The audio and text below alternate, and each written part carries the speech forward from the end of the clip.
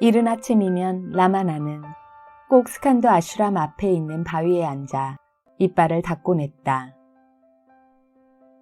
이 습관이 겨울철이나 우기에도 계속되자 제자들이 이를 만류하였으나 듣지 않았다.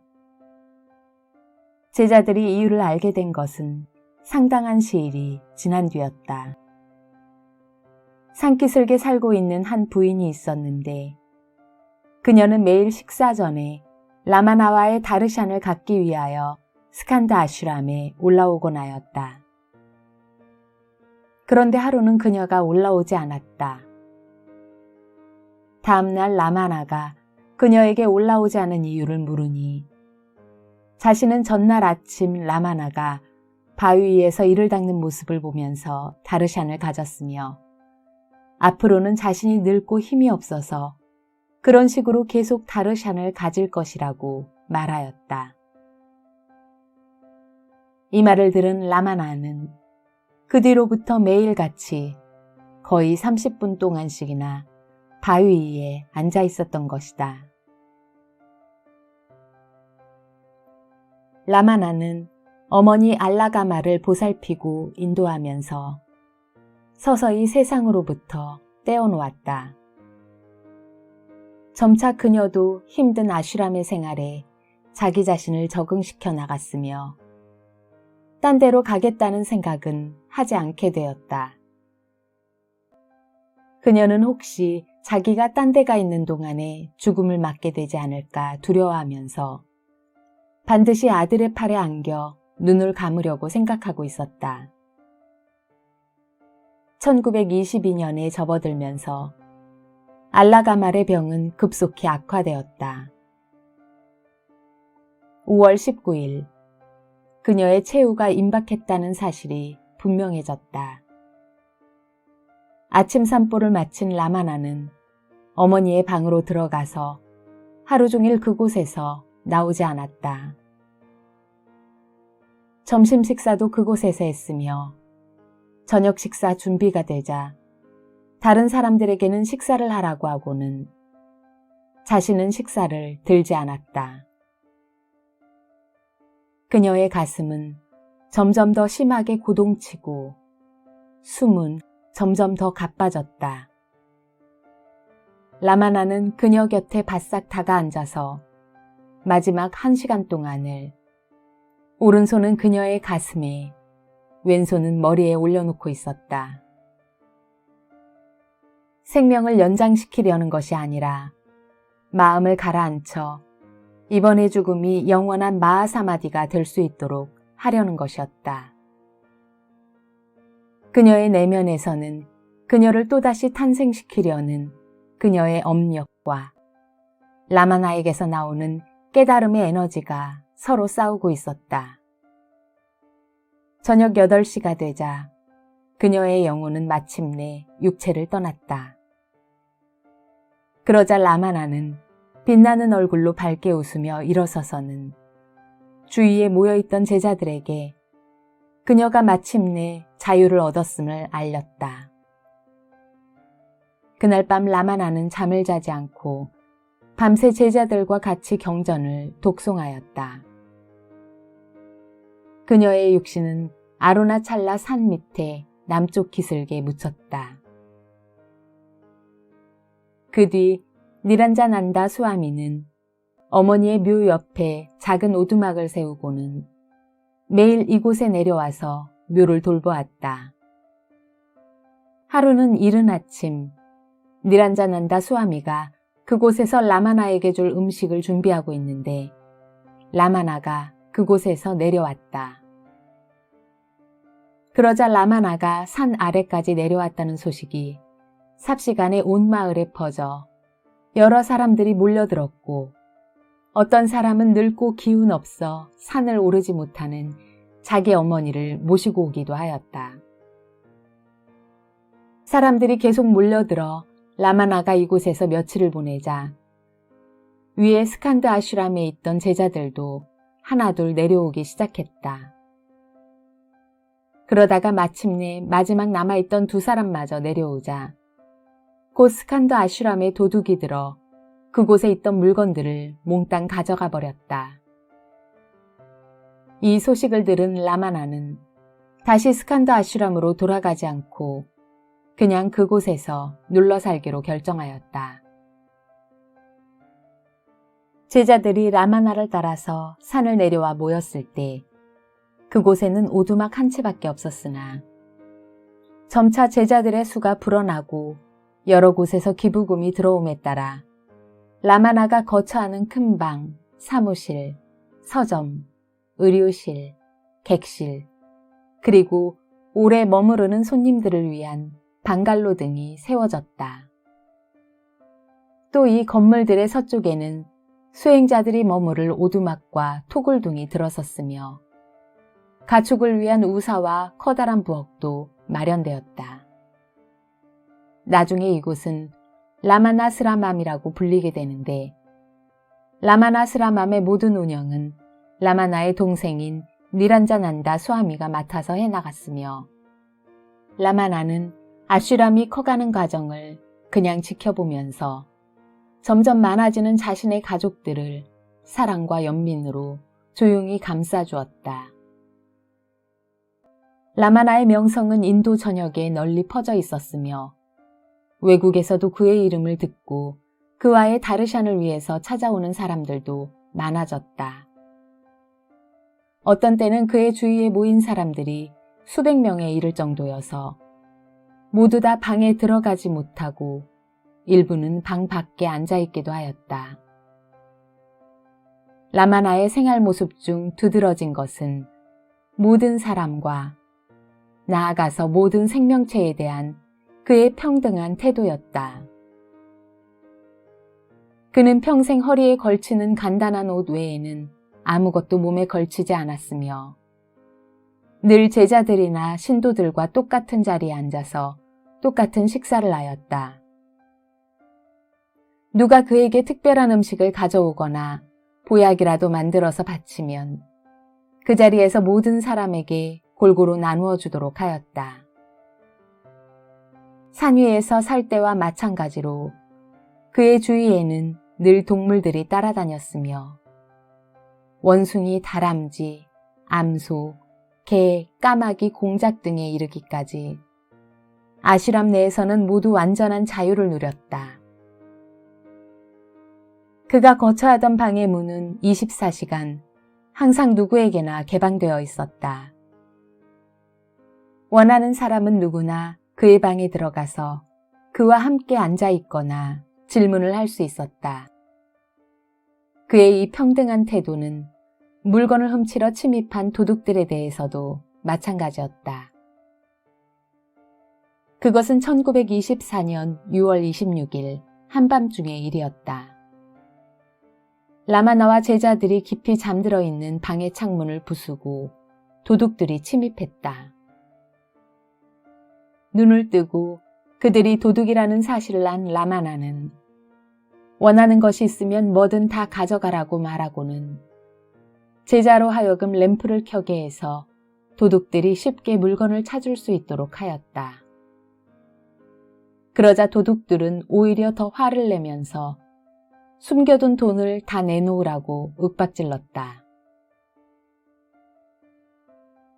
우리들은 탁발로 살아가는 수행자들이요. 그래서 돈은 없소.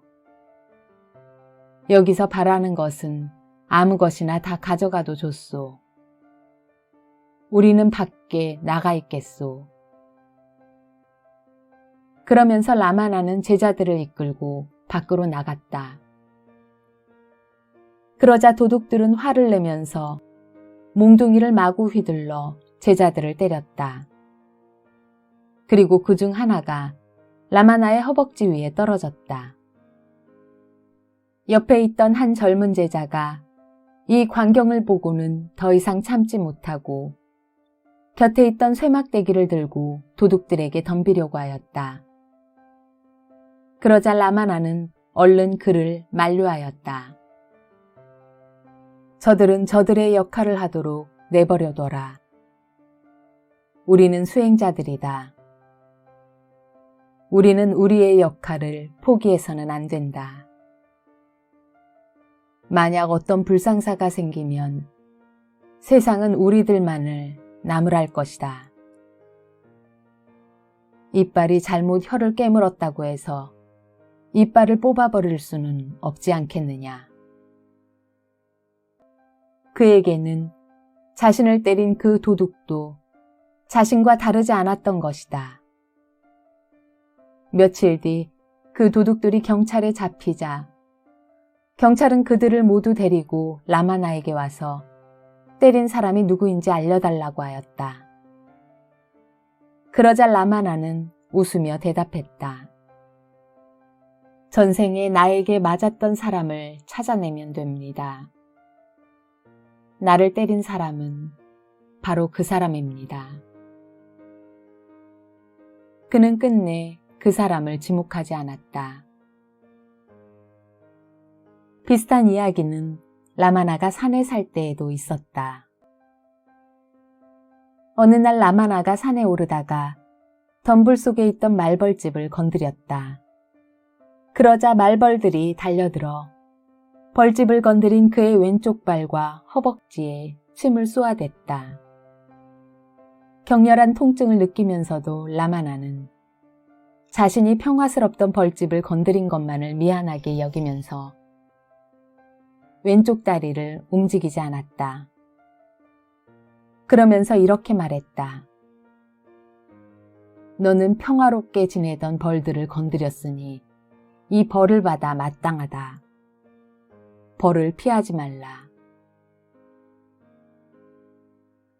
그의 가르침의 방식은 라마나 스라맘에 있을 때도 마찬가지였다. 침묵을 통해 자신의 상태를 직접 전달함으로써 제자들로 하여금 스스로 내면의 진화를 자각하도록 하는 것이 주를 이루었으며 침묵을 이해하지 못하는 경우에만 말을 통해 가르쳤다. 라마나와 같이 생활하면서 그의 침묵을 느끼는 것은 마치 연금술과 같은 작용을 하였다. 많은 사람들이 그와의 접촉을 통한 자기 내면의 변형을 고백하고 있다. 라마나는 결코 속세의 생활을 버리고 출가를 해야만 진화를 깨달을 수 있다고 가르치지 않았다. 그는 언제나 세상 속에 살면서도 얼마든지 진화를 깨달을 수 있다고 강조했으며 진화를 깨닫기 위한 특별한 고행이나 계율 등을 인정하지 않았다. 자기에게 주어진 일들을 처리해 나가면서 주의를 내면으로 돌리는 것, 그것이 라마나의 가르침이었다.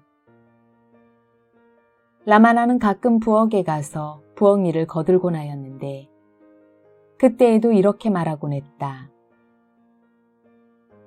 여러분의 손은 지금 일을 하고 있으나 여러분의 내면은 정지한 채로 있을 수 있습니다. 내면에 전혀 움직이지 않는 것, 그것이 바로 여러분입니다.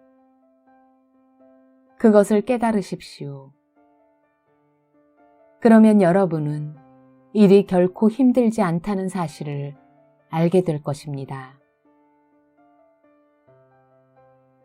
깨달은 사람들이 다 그렇듯이 라마나에게도 깊은 유머 감각이 있었다.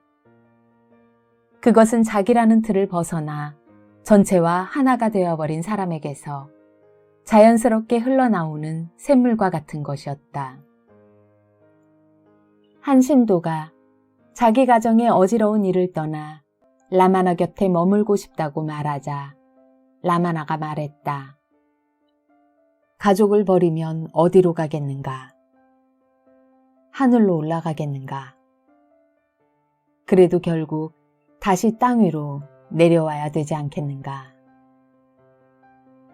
어디를 가더라도 가족은 항상 있게 마련이네. 나 역시 아무것도 원치 않아서 집을 떠나 여기 와 있지만 보게, 내 가족은 얼마나 많은가? 아마 내 가족은 자네 가족보다 100배는 많을 것이네. 동물에 대한 그의 사랑은 항상 지극하였으며 사람들에게 대하는 것과 별 차이가 없었다. 그리고 그의 이 사랑에 동물들도 그대로 감응하는 듯하였다. 라마나 스라맘 안에 있는 우물가 나무 그루터기에 하루는 까마귀 한 마리가 날아와 앉더니 사흘 동안 그곳에서 움직이지 않았다. 사흘째 되는 날, 라마나가 산보에서 돌아오자 쿤주 수아미는 그 까마귀의 일을 라마나에게 알렸다. 그 말을 듣자마자 라마나는 즉시 자리에서 일어나더니 밖으로 걸어나갔다. 방 안에 있던 사람들은 모두 놀랐다. 왜냐하면 그 시간에는 라마나가 좀처럼 밖에 나가는 일이 없었기 때문이다. 라마나는 까마귀에게 가까이 다가가서 물었다. 무슨 일이 있느냐? 그러자 그 까마귀는 천천히 눈을 떴다. 라마나는 제자를 시켜 자신의 물병을 가져오게 해서 한 손으로 까마귀를 잡고 불 위에 물을 몇 방울 떨어뜨려 주었다. 그러자 까마귀는 곧 라마나의 손 안에서 숨을 거두었다. 라마나는 이 까마귀를 땅에 묻고 그 위에 기념물을 세워주도록 하였다. 누군가가 그 까마귀는 틀림없이 매우 진화된 영혼이었으며 라마나의 손이 닿기만을 기다리고 있었을 거라고 말하자 라마나도 그래, 그런 것 같다 라고 하였다. 라마나가 사랑했던 동물에 락슈미라는 암소가 있었다. 그 암소는 라마나와 함께 19년 동안이나 살면서 매일같이 라마나에게 와서 자신의 머리를 라마나의 발에 갖다 대고 나였고 그 외에도 보통 암소와는 다른 특이한 행동을 많이 하였다. 이 락슈미가 죽음을 맞이하였을 때 라마나는 어머니의 임종 때와 마찬가지로 락슈미 옆에 앉아서 오른손은 락슈미의 가슴에 왼손은 락슈미의 머리에 대고 있었다. 락슈미는 마치 이 세상의 모든 구속에서 벗어나 산매에 든 것처럼 고요히 누워 있었다. 잠시 밖에 나갔다가 다시 들어온 라마나는 마치 어린애에게 하듯 두 손으로 락슈미의 얼굴을 받치고는 오 락슈미 하고 불렀다. 그리고는 다시 눈물을 삼키면서 주위 사람들에게 락슈미가 있었기 때문에 오늘날 우리 아슈람이 이 정도로 성장하였다라고 말하였다. 1949년 라마나의 오른쪽 팔목 위에 자그마한 혹이 생기더니 점점 커지기 시작했다. 나중에 그것은 종양으로 밝혀졌으며 몇 번 수술을 했어도 치료되지 않고 점점 악화되기만 하였다. 1949년 12월에 한 네 번째 수술은 상당히 큰 수술이었음에도 불구하고 라마나는 끝내 마취를 거부하였다. 수술이 끝난 뒤 한 제자가 라마나에게 아프지 않았느냐고 묻자 고통조차도 우리의 일부분이다라고 대답하였다.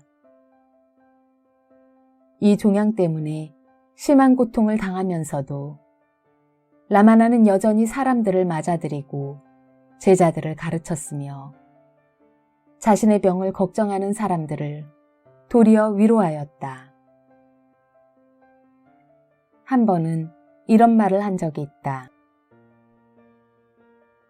육체는 우리에게 나타난 일종의 병이다. 그 근본적인 병에 다른 병이 나타나는 것은 우리에게 오히려 좋은 일이 아니겠는가. 또 자신의 병을 슬퍼하는 한 제자에게 그대는 마치 내가 어디로 가는 것처럼 슬퍼하고 있구나. 내가 어디로 가겠으며 어떻게 가겠느냐. 가고 오는 것은 육체에게나 있는 것이지 어떻게 진아가 그럴 수 있겠느냐라고 말했고, 소가 자기의 뿔에 밧줄이 걸려 있는지 아닌지 잘 모르고, 술 취한 사람이 자기 몸 위에 옷이 걸쳐 있는지 아닌지 잘 모르듯이, 깨달은 사람은 자신의 육체가 아직 살아있는지 죽었는지 잘 알지 못한다라고도 하였다.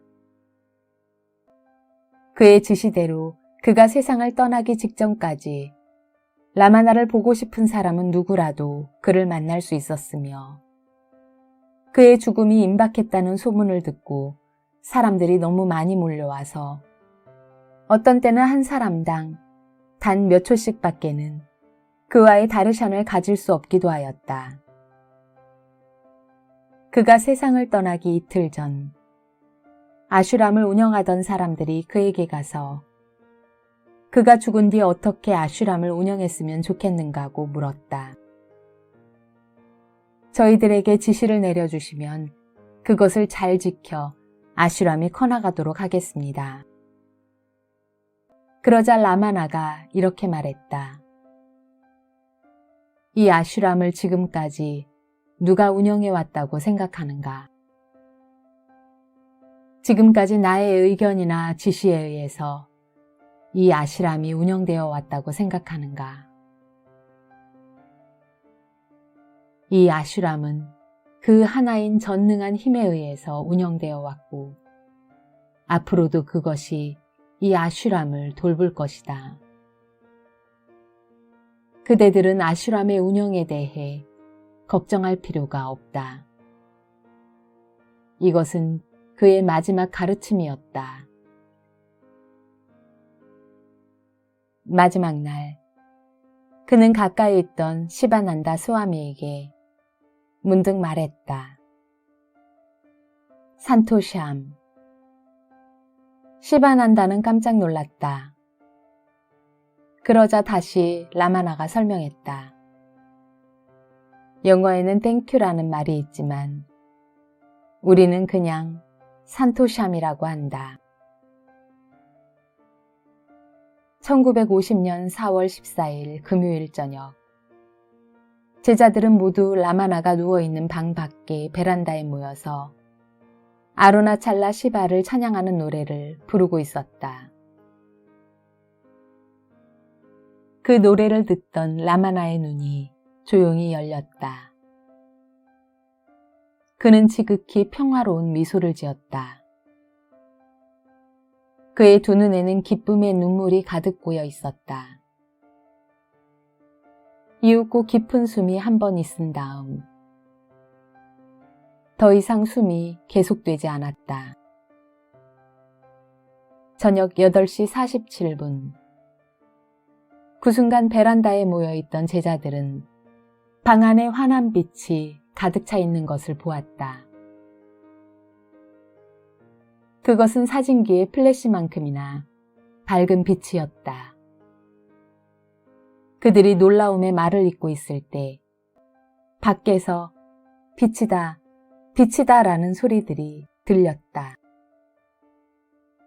문득 밤하늘에 환한 유성이 하나 나타나서는 북쪽 아루나찰라를 향해 떨어지더니 꼭대기 너머로 사라져버렸다.